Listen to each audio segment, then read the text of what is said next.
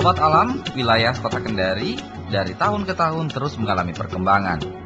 Nama Kendari ini pertama kali diambil dari kata Kandai, lalu berganti menjadi Kendari dan terus berkembang hingga menjadi ibu kota Provinsi Sulawesi Tenggara pada tahun 1964. Awalnya wilayah Kendari ini hanya memiliki 2 kecamatan, yakni Kecamatan Kendari dan Kecamatan Mandonga dengan luas sekitar 76.760 km persegi. Dan baru pada tahun 1978, Kota Kendari ditetapkan sebagai kota administrasi yang meliputi 3 wilayah kecamatan, yakni Kendari, Mandonga, dan Poasia dengan luas keseluruhan mencapai 188 km persegi. Seperti kota-kota lainnya, wilayah Kota Kendari terus mengalami perkembangan dengan konsep tata ruang yang terus mengalami perubahan. Untuk mengetahui seperti apa tata ruang Kota Kendari dan tingkat kenyamanan masyarakatnya, mari kita dengarkan laporan Rosnia Fikri berikut ini dan mari bersahabat dengan alam.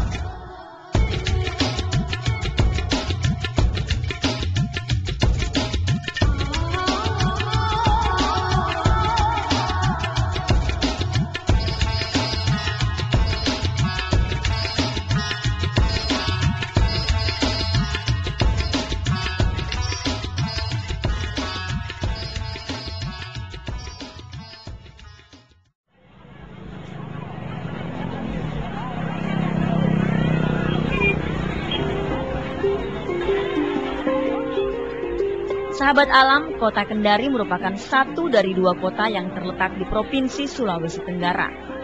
Tingkat perkembangan Kota Kendari ini sedikit berbeda dengan perkembangan kabupaten kota lain, khususnya yang ada di wilayah Sulawesi Tenggara. Tahun 1964, wilayah Kota Kendari ditetapkan sebagai daerah ibu kota Provinsi Sulawesi Tenggara.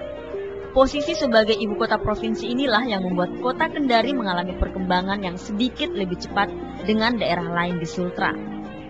Awal terbentuknya wilayah Kota Kendari hanya memiliki 2 kecamatan saja, dan baru menjadi kota administratif tahun 1978 dengan cakupan kecamatannya bertambah menjadi 3 dan terus berkembang hingga menjadi 10 kecamatan. Tentu saja ini berimplikasi terhadap konsep tata ruang wilayah Kota Kendari. Karena penguasaan lahan yang terjadi akibat bertambahnya jumlah penduduk juga semakin besar.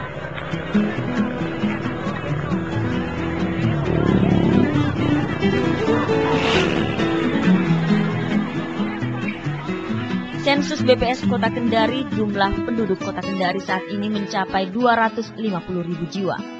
Nah, laju pertumbuhan penduduk ini terbilang cukup pesat. Sebab selain angka kelahiran yang masih cukup tinggi, bertambahnya jumlah penduduk ini juga disebabkan tingginya arus urbanisasi yang datang dari berbagai daerah. Hal ini ditandai dengan maraknya pembangunan-pembangunan, baik itu di sektor jasa maupun sektor ekonomi.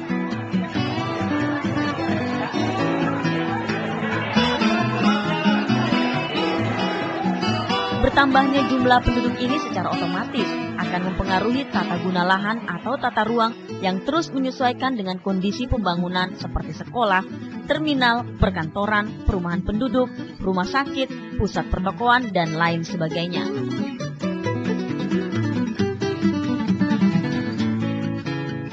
Dengan kondisi ini, pemerintah dan masyarakat Kota Kendari harus memiliki kesamaan persepsi tentang keberadaan tata guna lahan yang mutlak digunakan dan tidak bisa dimanfaatkan.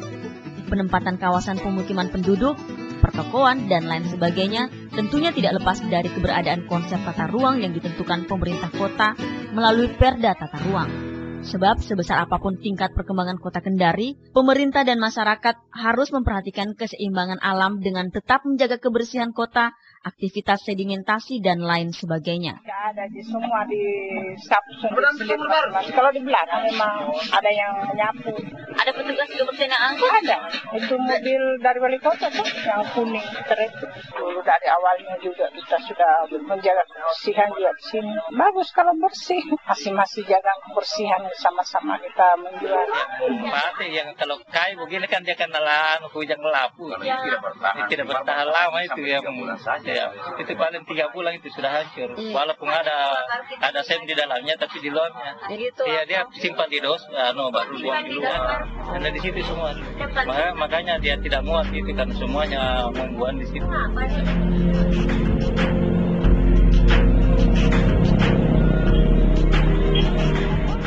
Penataan ruang dan upaya menjaga kebersihan kota tidak hanya ditujukan bagi pedagang yang menempati kawasan perbelanjaan yang dilarang pemerintah, tapi juga meliputi fasilitas publik seperti perumahan, pantai, perairan terbuka, pasar, terminal, jalan umum, dan lainnya.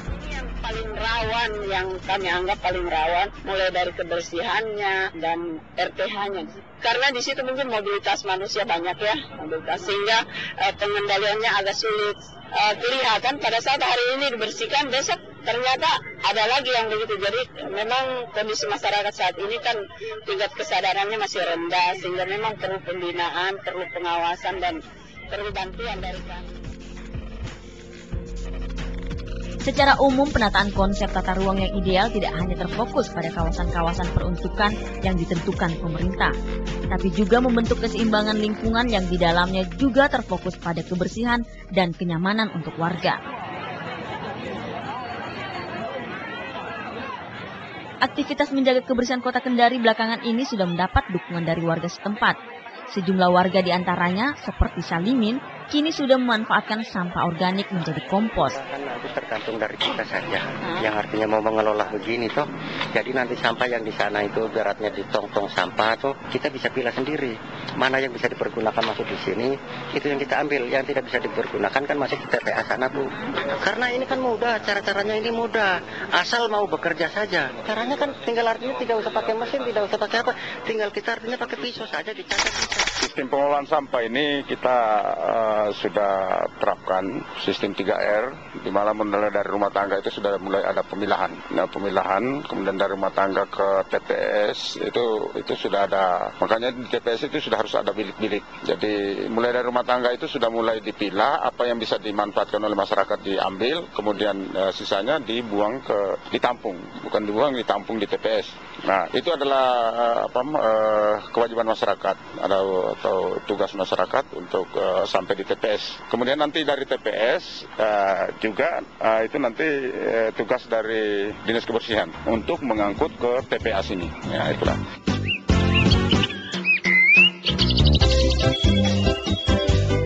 Tidak bisa dipungkiri, penataan ruang adalah tanggung jawab pemerintah yang harus mendapat dukungan dari masyarakat setempat. Keberadaan ruang terbuka hijau sebagai paru-paru kota sangat penting untuk menjaga kenyamanan seluruh warga Kota Kendari. Saya Rosnia Fikri dan salam lestari.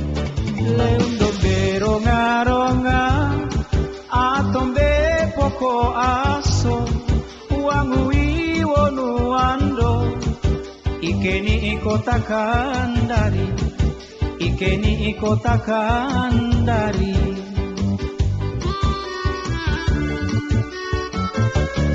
Pedahamai biritando, sekabari hano basitie, nando te piteno Kendari, mai modo fokose ise, mai modo fokose ise.